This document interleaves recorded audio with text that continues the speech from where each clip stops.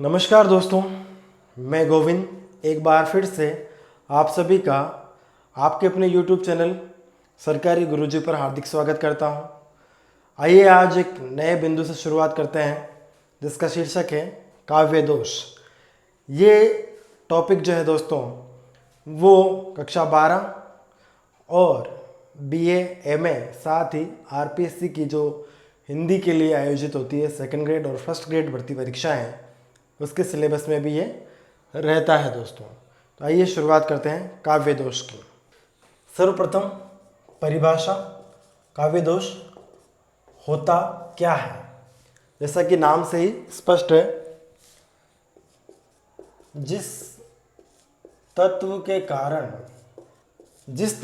कारण कविता या काव्य के अर्थ को ग्रहण करने में बाधा पहुंचती है, अर्थ ग्रहण करने में बाधा पहुंचती है, उस तत्व को काव्य दोष कहते हैं। काव्य दोष कविता के सौंदर्य का अपकर्ष करते हैं दोस्तों। तो यह है परिभाषा। कोई भी कविता हो, सबसे उसका प्रमुख गुण होता है सरसता, अर्थात वो इतनी सरस हो, सरल हो कि पढ़ने वाले और सुनने वाले व्यक्ति को तत्काल ही समझ में आ जाए। सरसता के अभाव में कविता थोड़ी कठिन हो जाती है और कठिन कविता जो है पाठक को अपनी ओर आकर्षित नहीं कर पाती है।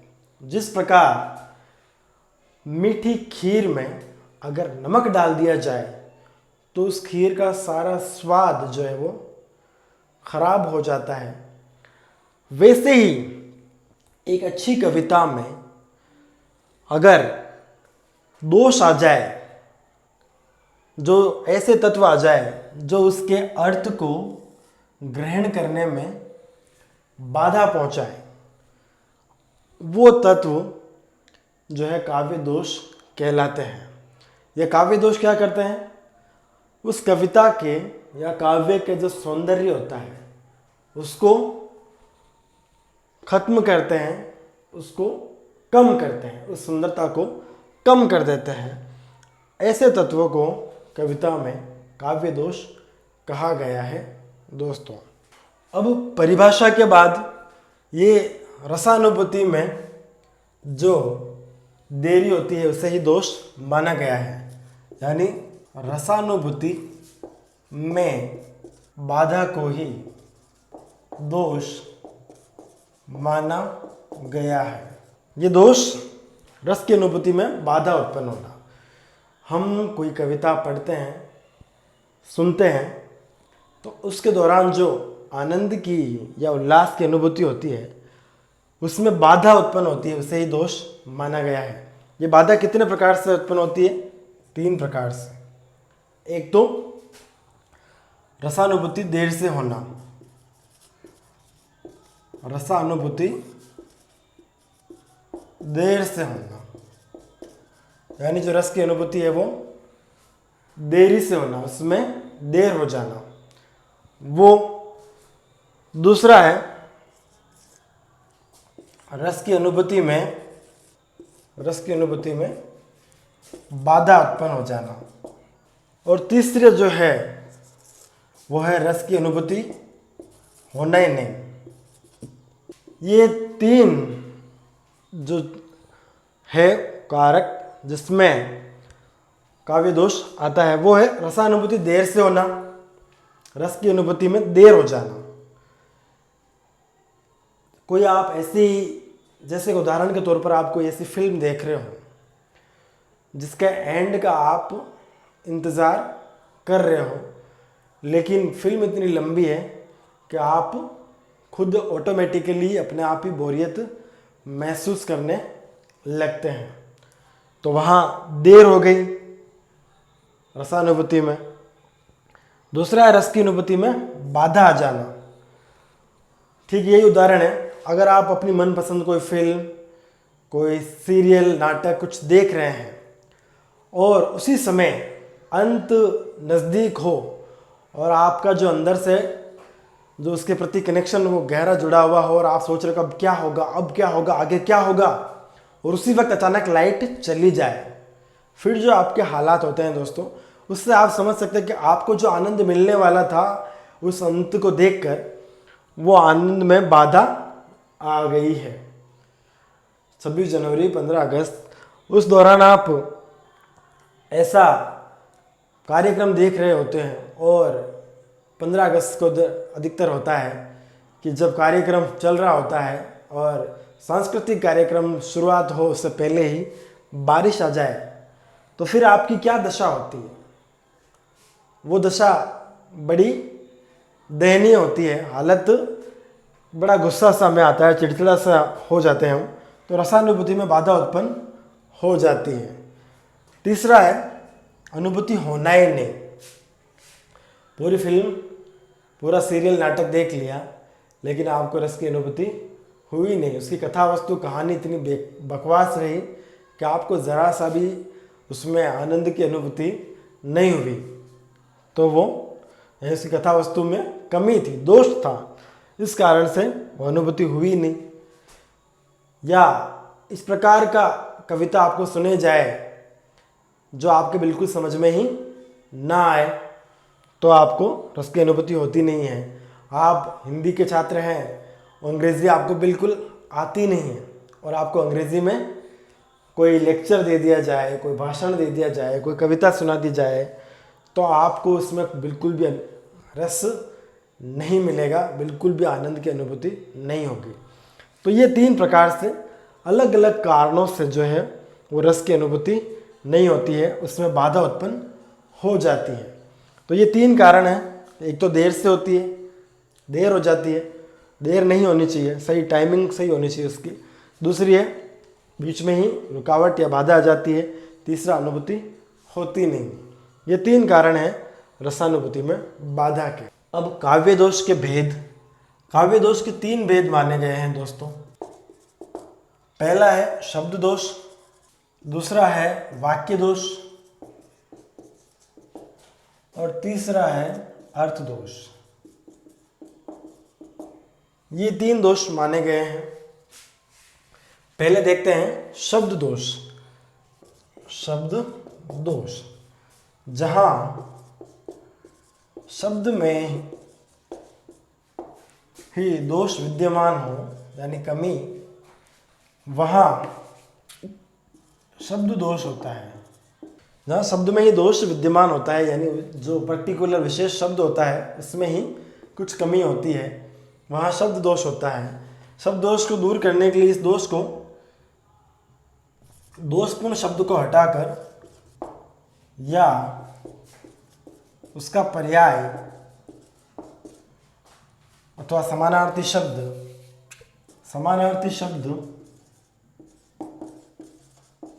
रखकर शब्द दोष दूर किया जा सकता है। शब्द दोष दूर किया जा सकता है। शब्द दोष जहाँ शब्द में ही दोष विद्यमान हो, ऐसे शब्द का प्रयोग हो जिसमें जो काव्य के अर्थ को ग्रहण करने में बाधा पहुंचा रहा हो, ऐसे शब्द का प्रयोग हो जाए तो वहाँ शब्द दोष होता है। इसको दूर कैसे? उस दोषपूर्ण शब्द को हटाकर या उसका समानार्थी शब्द रखकर इस शब्द दोष को दूर किया जा सकता है। ये कौन कौन से प्रकार के होते हैं दोस्तों? आइए देखते हैं इनको कि ये कौन कौन से होते हैं। पहला दोष है दोस्तों, वो है श्रुति कटुत्व दोष। शब्द दोष पढ़ रहे हैं अपन, उसमें है श्रुति कटुत्व दोष। श्रुति यानी सुनना, कटुत्व यानी कड़वाहट, यानी ऐसे शब्द का प्रयोग हो जो सुनने में ही कड़वा लगे। जहां ऐसे शब्दों का प्रयोग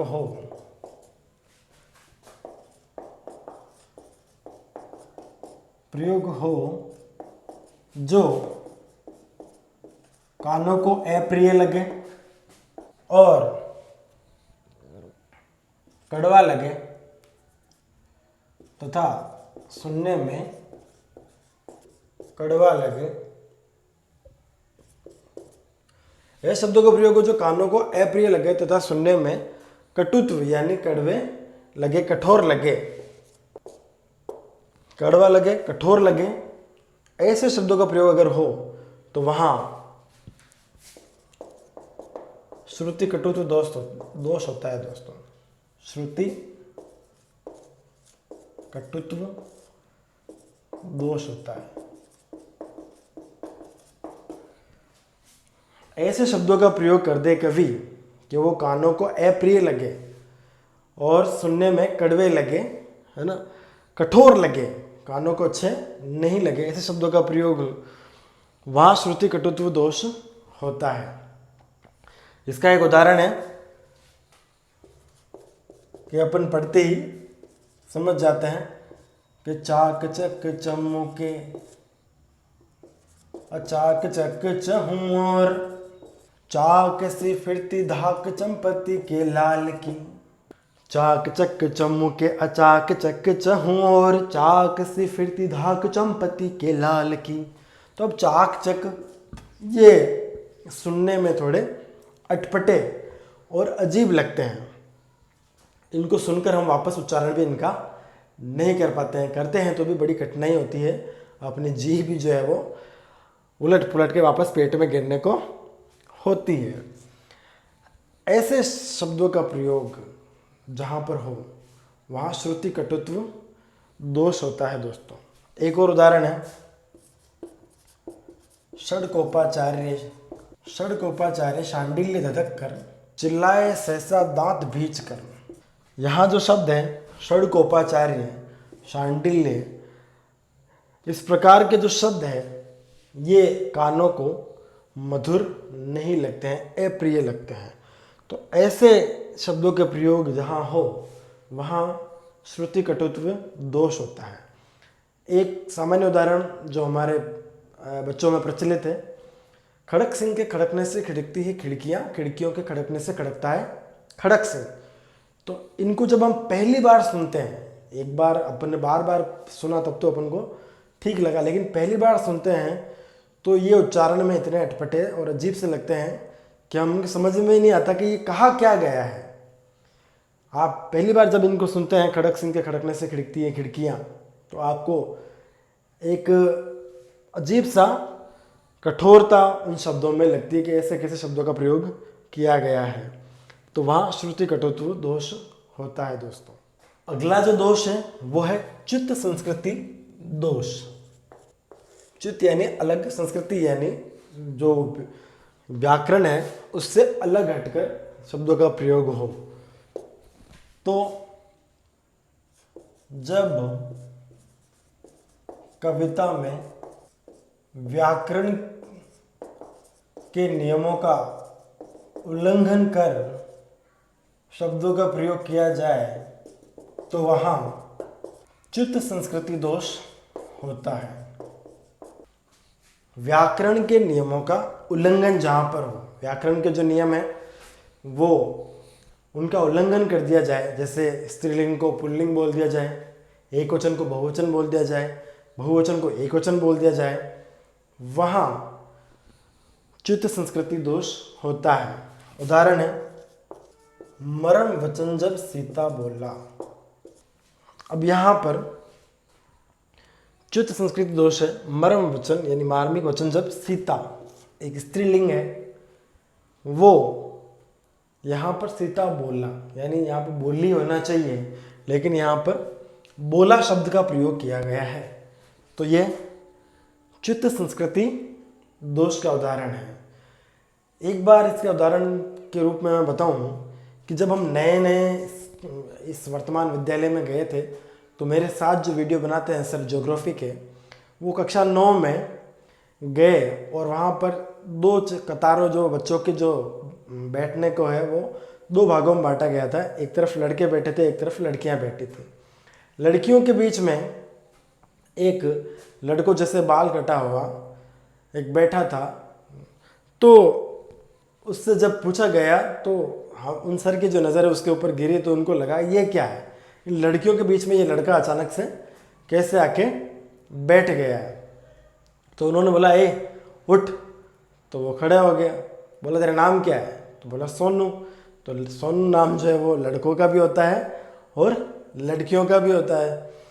अब सर को लगा कि लड़का है और यहाँ आके बैठा है, तो वो सीधे गए और 2-4 हाथ मोड़ के और 2-4 पीठ पे उसके जमा दिए।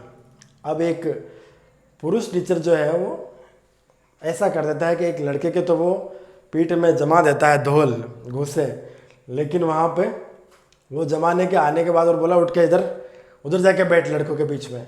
और वो लड़की है लेकिन वो लड़कों के बीच में जाके बैठ नहीं सकती।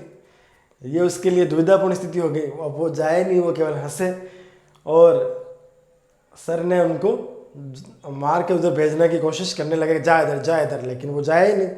तो फिर बाकी जो लड़कियां थी उन्होंने सर को समझाया और कहा कि सर ये लड़की ही है। तो बड़ी हास्यास्पद स्थिति होगी। उसको पूछा कि यहाँ क्या कर रहा है? तो मैं यहाँ बैठा हूँ। उसने उच्चारण भी ऐसा ही किया, वो बोलती भी ऐसे ही है कि यहाँ क्यों बैठा, कि मैं यही बैठता हूँ हमेशा। तो उसने ये भी नहीं कहा कि मैं यहाँ बैठती हूँ, उसने यही कहा मैं यहीं बैठता हूँ हमेशा, क्योंकि वो अपनी जो लहजा है वो भी पुल्लिंग में ही प्रयोग करता है। तो ये ऐसी स्थिति में उन सर के साथ में बड़ी हास्यास्पद स्थिति हो गई और वो समझने लगे कि मैंने लड़की का हाथ पकड़ के और उसके पीठ में जमा भी दिए। वो अपने आप में बड़े शर्मिंदा हो गए। तो ऐसे क्या होता है कि व्याकरणिक दोष जहाँ होता है वहाँ बड़ी हास्यास्पद जो स्थिति बन जाती है। तो यही चित्त संस्कृति दोष में भी व्याकरण के नियमों का उल्लंघन होता है दोस्तों। अगर एक और उदाहरण हम इसका लें तो देख सकते हैं कि भाई मैं कल बाजार जाएंगे, तो यहाँ पे व्याकरण के नियमों का है जाएंगे शब्द मैं के लिए नहीं आता है, मैं कल बाजार जाऊंगा ये हो सकता है। अगर यहाँ पे हम शब्द प्रयुक्त करें तब वो जो है सही हो सकता है ये वाक्य, वरना ये गलत होगा। तो व्याकरणिक नियमों के अनुसार इन शब्दों का प्रयोग जो है वो गलत किया गया है। तो व्याकरण के नियमों का उल्लंघन करके शब्दों का प्रयोग वहाँ जहाँ भी हो, स्त्रीलिंग के लिए यहाँ बोली शब्द आना चाहिए था, पुल्लिंग के साथ बोला आता है। वैसे ही तो एक वचन को बहुवचन में प्रयुक्त कर दे, बहुवचन को एक वचन में प्रयुक्त कर दे, स्त्रीलिंग के साथ पुल्लिंग प्रयुक्त कर दे, वहाँ पुल्लिंग क्रिया प्रयुक्त कर दे, वहाँ पर चित्त संस्कृति दोष होता है दोस्तों। एक अन्य उदाहरण है क्षण भर रहा उजाला में। जैसा कि मैंने कहा व्याकरण के नियमों का उल्लंघन होता है। तो क्षण भर रहा उजाला में, तो उजाला शब्द जो है वो यहाँ पे प्रयुक्त नहीं होता है, उजाले में। क्षण भर रहा उजाले में, उजाला शब्द जो है वो गलत प्रयुक्त हुआ है यहाँ पर, इसलिए यहाँ पर चित्त संस्कृति दोष है। तो कविता में ऐसे किसी भी वाक्यांश में ऐसे शब्दों का प्रयोग हो जो व्याकरण के अनुसार ठीक नहीं हो, स्त्रीलिंग के साथ पुल्लिंग का प्रयोग इस प्रकार के जो हो जाते हैं, वहाँ पर चित्त संस्कृति दोष होता है। आशा करता हूँ आपको ये जो मेरे द्वारा बताया गया है काव्य दोष वो समझ में आया होगा। अगर आपको कुछ कमी लगती है तो कमेंट बॉक्स में लिखें, और आप चाहते हैं कि किसी अन्य विषय पर वीडियो बनाया जाए तो उसको भी आप कमेंट बॉक्स में लिख सकते हैं। धन्यवाद।